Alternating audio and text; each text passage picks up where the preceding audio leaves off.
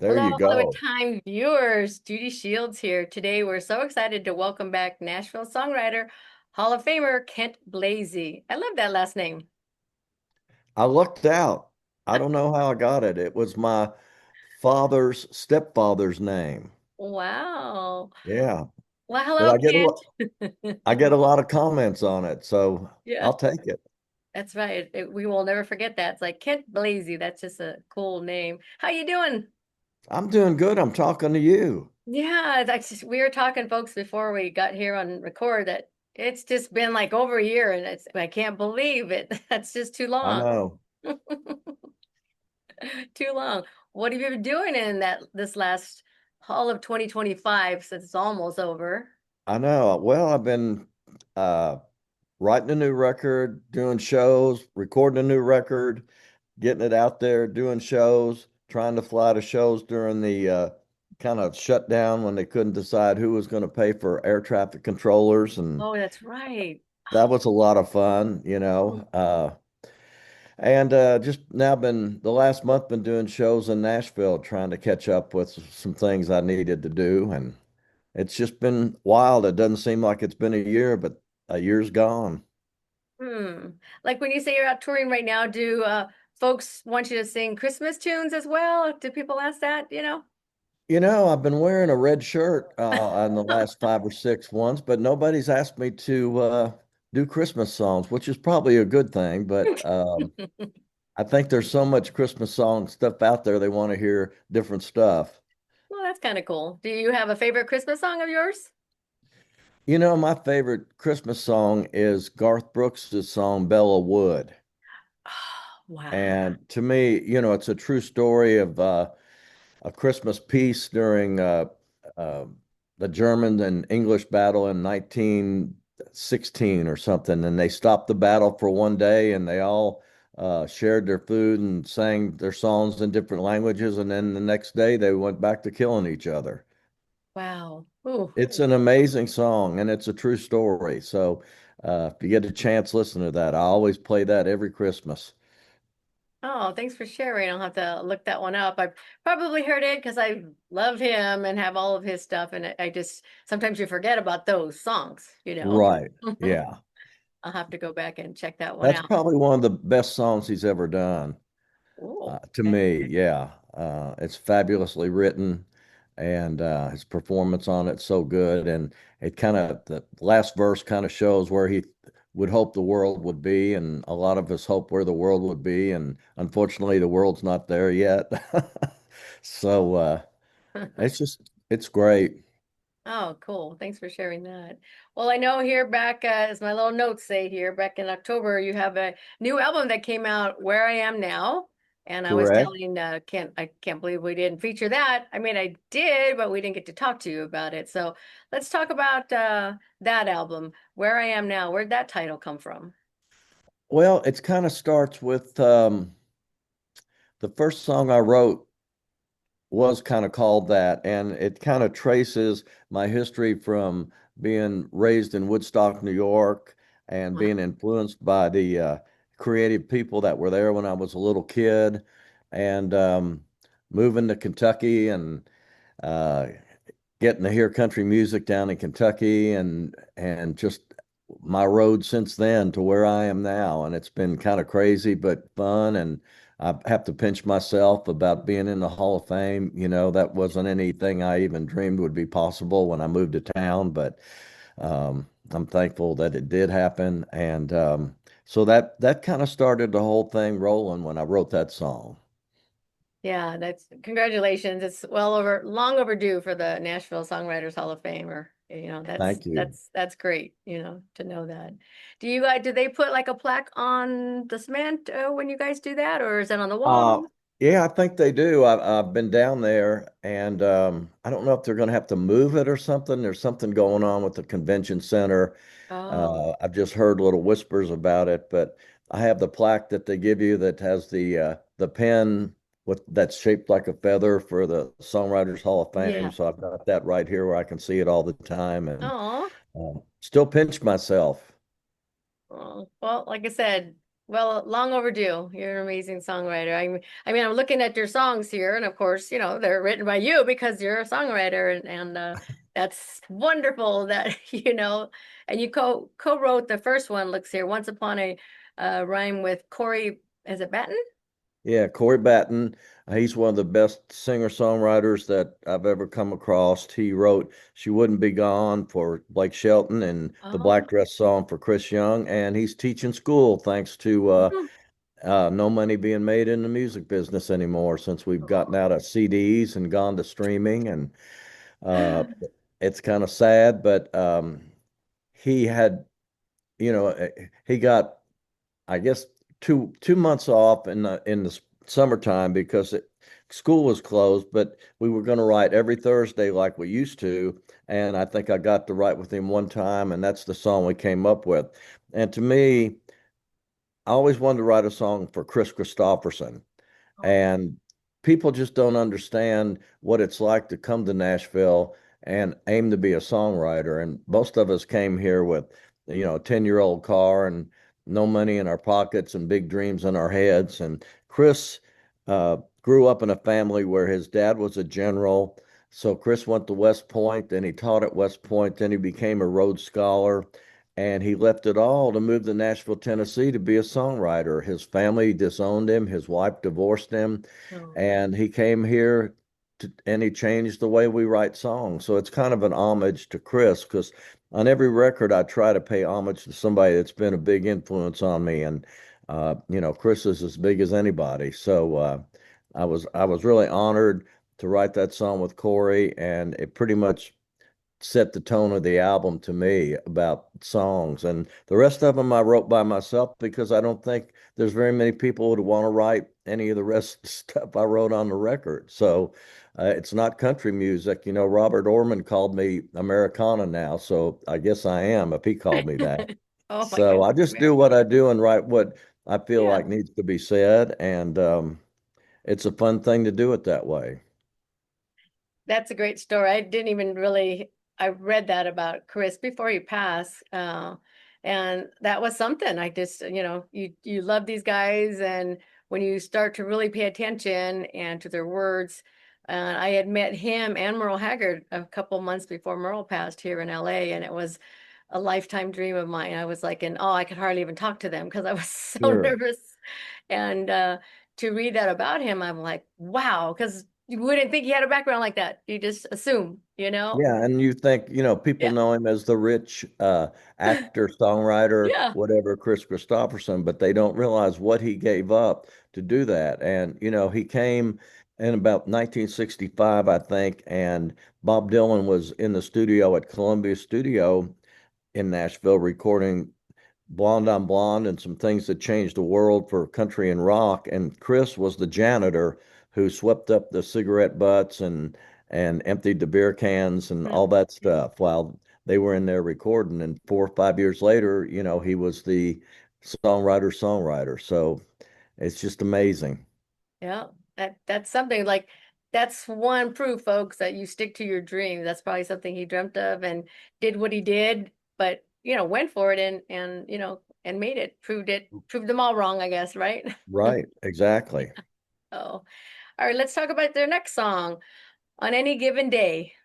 Where'd that title come So you and I were talking about, it's hard to believe another year's gone and we're still here. And so on any given day is basically my take on being where I am right now and being grateful to wake up every day and wake up with the woman I wake up to. from? And I Yeah. realize, as the song says, I have a lot more years behind me than I do ahead of me, and it's just, Mhm.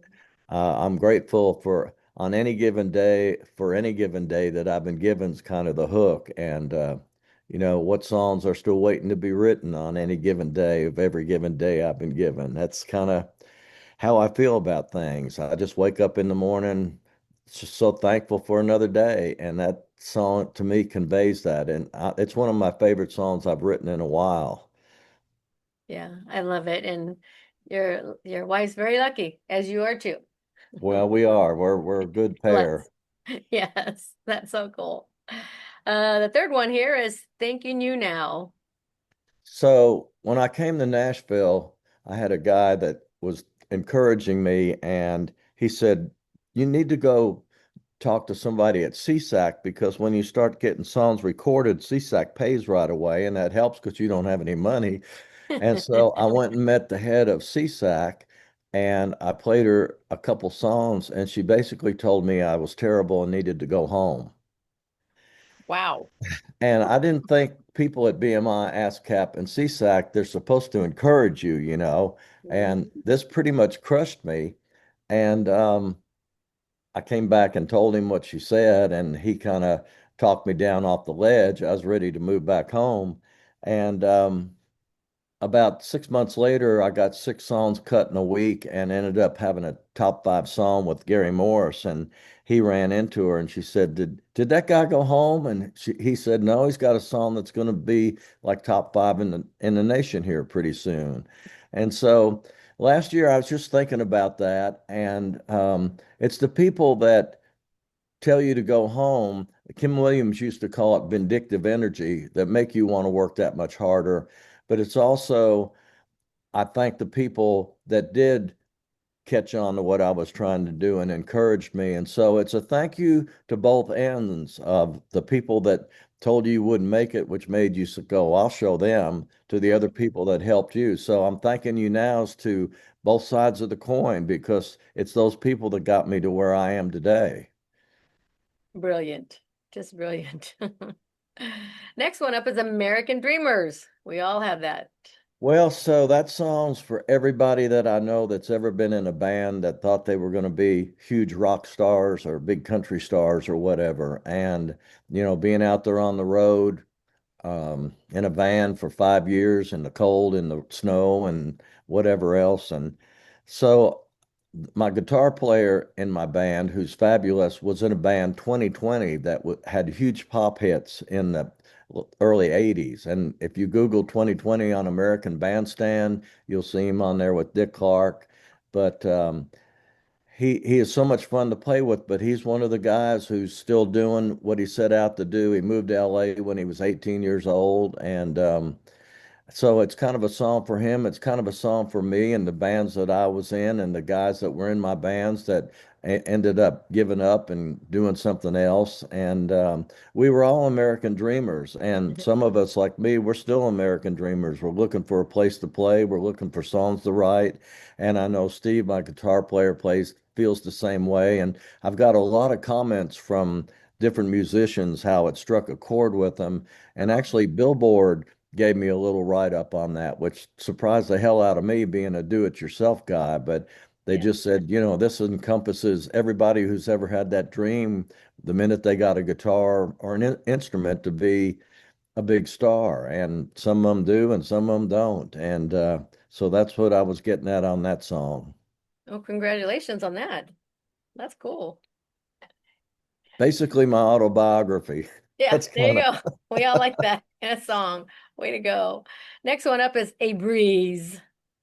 So this is about my wonderful wife. Oh, She just makes everything a breeze. Everything's so easy. And I wanted to write something like a Van Morrison kind of thing or a Townsend, Sanford Townsend band or something like that. So this is the first time I had a saxophone on any of the songs, but it had that kind of Van Morrison groove, that shuffle that I wanted to have a saxophone on it. So two of the guys who play in my band every time we go in to record play with John Party, the bass player Lee Francis, and the drummer Kevin Murphy, because I like the drummers and bass players to know each other when I go in and record. And so we were talking about, well, it really needs a saxophone on it. And so they said, well, our guitar player plays saxophone.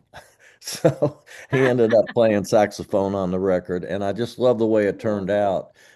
It was just how I envisioned it in my head when I was writing it, and it ended up being that way.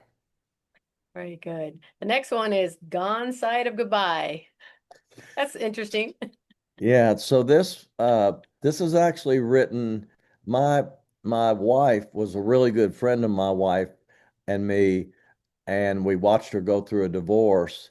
And my joke is I've been in both her weddings, and so I was just thinking about her one day and how she was after the divorce. And of course, she was crushed because she didn't want a divorce.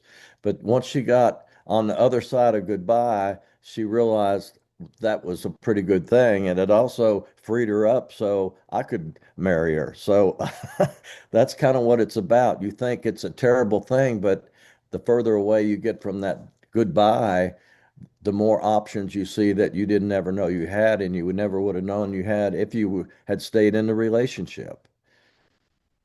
Wow. Yes, that's kind of the song I need right now. Well, listen to that song and just know that when it's the same thing of when you close one door, another one opens, and that's, I never dreamed I'd end up marrying her, but 10 years down the road, it turned into a totally different thing, and Yeah. so it's very cool, and I've seen it happen for other people too. So hang in there and see if it gives you some inspiration. Cool. Sounds good. I will. The America I grew up in. Hmm. Well, I don't know how much you want me to get into on that, but when I grew up, and so many of my friends, we could we'd just go out on our bikes in the morning and be gone all day, and nobody worried about us. And, Yeah. we didn't get any trouble, and knew we had to be home for supper. And there weren't any cell phones, so anybody could get in touch with you, but nobody really worried about us. Yeah. And that's what it's about. It's kind of a shame that, Cory, who's teaching school, said that the kids are all on their phones now while you're trying to teach them. And the one guy even was like, what was it, the Hollywood Sean Penn movie? One day the kid says, "Well, I need to go to the bathroom." So they let him out and he comes back with DoorDash, Oh. in the middle of class. And Oh. so school was trying to get it where the kids would have to check in their phone every morning when they came in, and they couldn't be on them.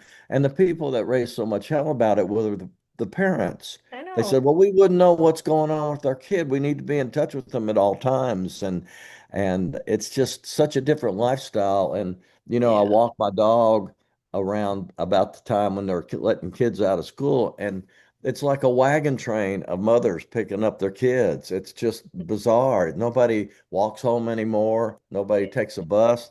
The parents pick them all up, and it's not a judgment on them. It's just this is a different world than the world I grew up in. So I'm just kind of reminding people of what it was, and it's a possibility that it could be that way again. But we get caught up in this is the way it's supposed to be, and forget how it could possibly be otherwise.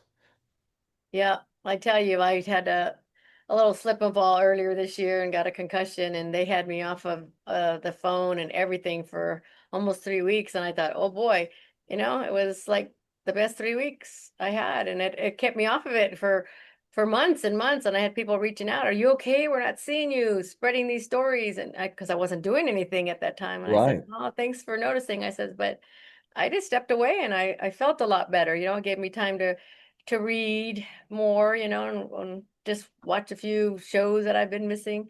It's something, Right. how I mean, in our line of work, you're kind of addicted to it because you're having to do research or whatever, but I try not to be on it, other than just listening to music and stuff or that kind of thing. I like Willie's Roadhouse is like my favorite, so.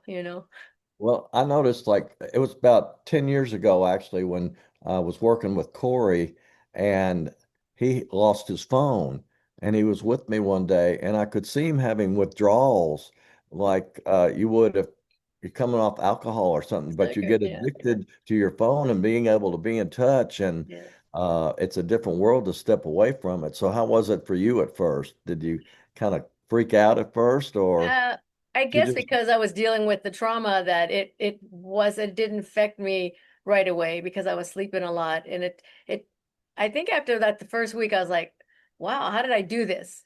I questioned right, myself, how did I do this? And then after that it was easy to let it go, because right. I found other things and I had to medically.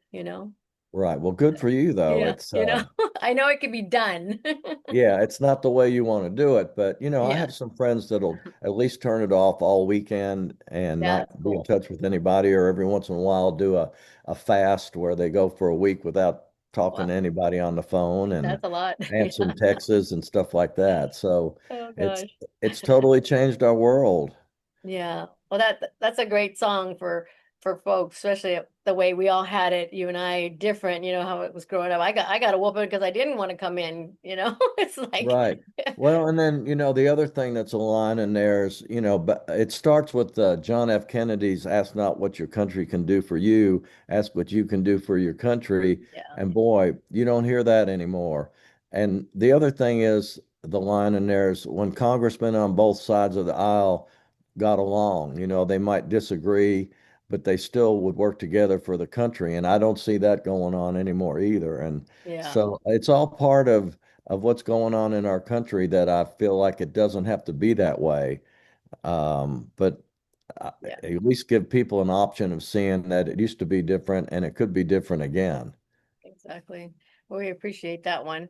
Next one up is music meant something. Great one. Well, so, we grew up when we had records.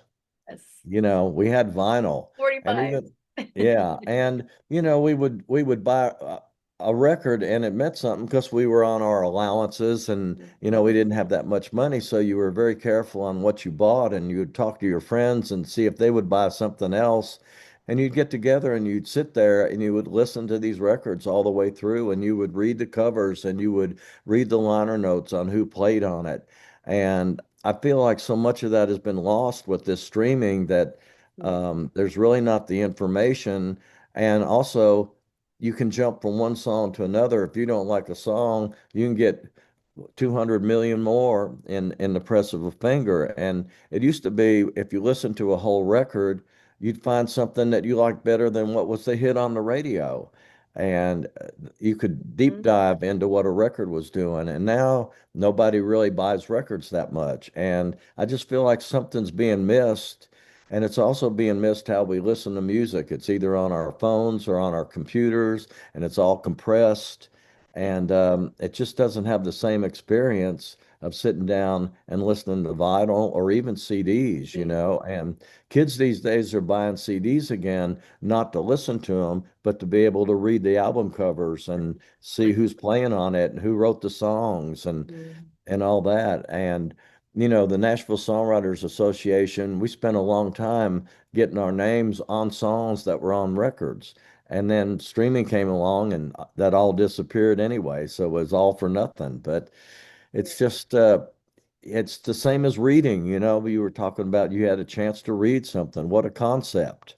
And it's that way being able to sit down and listen to a record and enjoy it for what it is without anything else or hearing it being compressed like it is on the streaming services. And you're hearing the real deal. You're hearing the pops and the cracks and Hmm. all that stuff, but it's real. And, maybe it's just like I miss the America I grew up in. I miss the music the way it used to be. And Yeah. so it's kind of a thing to get people to go, hey, maybe we are missing something by what we're doing these days. Like books, I have to read the hard copy. I've never had like those Kindles or on my phone. There's like no way. It has to be a book. I've always been that way. And music, I mean, sure, I can't have a CD player. I mean, I still have a Walkman, but like I said, Willie's Roadhouse is convenient while I'm traveling on commuting. But when I'm at home and in my car, I have a CD player. I mean, Right. my newest car I got's a 2018 because that's the last year they put a CD player in it, and that's what I bought because I want a CD player in my car. Yes, and the engineer who masters my stuff, he told me on that last record, he said, that's still the best format there is out there to listen to music these Yes. days. Yeah. And Corey, my dear friend, when he was having these number one records, he went out and bought a new truck, and I think it was 2017, and they quit making CDs in 2016, quit putting them in cars Cars, in yeah. 2017, but you got a free streaming for 3 months if you signed up for that, which I think is a conspiracy, but that's a whole nother thing. Yeah. But Corey got the truck and he drove it over for me to see, and we were writing a song that day. And I used to have a CD burner where we would make little tape copies of what we wrote and go out and play it in the car and listen to it. And we got out to his truck and there was no CD player. And he's like, there's no CD player in here. So he took the truck back and he got a truck that had a CD player Good for in it. him. And He's I my thought that hero. was pretty cool. Yeah, So, exactly. Because the dealer's like, well, why don't you want this model? I said, because it doesn't have a CD player. Well, you can put right. one in. I go, no, that's not what I want to do, you know? So it's like, it is what it is. It is. I know. And That's funny. it's funny how fast that changed. But when they Hmm. quit making CDs, that's where songwriters got paid, and people don't understand that. Yeah. That's why you see all these groups like the Doobie Brothers and Steely Dan and people out on the road because they were used to selling CDs whether they stayed in their house or not, Or you not. know. Yeah. And now they're out on the road because there's no money coming in from what was coming in 2016. So it's a crazy new world. And I don't know how a new songwriter would come to town and stay alive because we all got draws, as they called them, which was a loan against when you sold something on a CD Oh, or a vinyl or whatever. And we yeah. don't have that anymore. Oh my gosh. See? Oh, geez, things we as listeners don't know. You know, it's Yeah. good to, that's why I like to talk about these things because then things come up that we don't really realize, you know, and maybe the older generation will push the younger ones, like I'm always pushing my grandkids. Here, listen to this. Because I gave one of my older grandsons because I had a couple of them, those Walkmans, you know, the ones that have the Wow. CD player. And I go, look, you buy a CD and it has the jewel, like, you know, the case and it's got all the pictures of who wrote it, you know, and he's used it, you know, and when he's at home. So that's Yeah. kind of cool. Well, that helps, you know. Yeah. So the next one up is my wrecking ball. Love it. Well, that's kind of another ode to my wife. She was my wrecking ball, and maybe I was her wrecking ball because when we get started dating, we both agreed we were never going to get married again. We'd always said that, uh, Yeah. and we ended up getting married. So it was one of those things that's the wrecking ball that tears down all your presumptions on what I'm not going to get married again. I'm not going to fall in love again, you know, and Yeah. built this wall around your heart. And here comes this wrecking ball out of nowhere and Good tears one. it all down. And so she's very inspirational, you know, so that's basically another song for her. Good. That's a good one. Next one. Sometimes simple. Yeah, it's simple. It's like sometimes you never know. Sometimes what you think's the best thing in the world ends up being the worst, or what ends up being the worst thing in the world ends up being the best thing that could happen. You know, sometimes you think you're right and you end up being wrong. Sometimes you're wrong and you end up being right. And I just, every angle I could think of on how sometimes goes, I stuck in that song. And it was just a lot of fun to write because it just shakes up your perspectives on everything. And it's like once you think something's really bad, it's probably going to be really bad, but there's also it doesn't have to be if you don't put the power of it being really bad onto it. Yeah, that's great.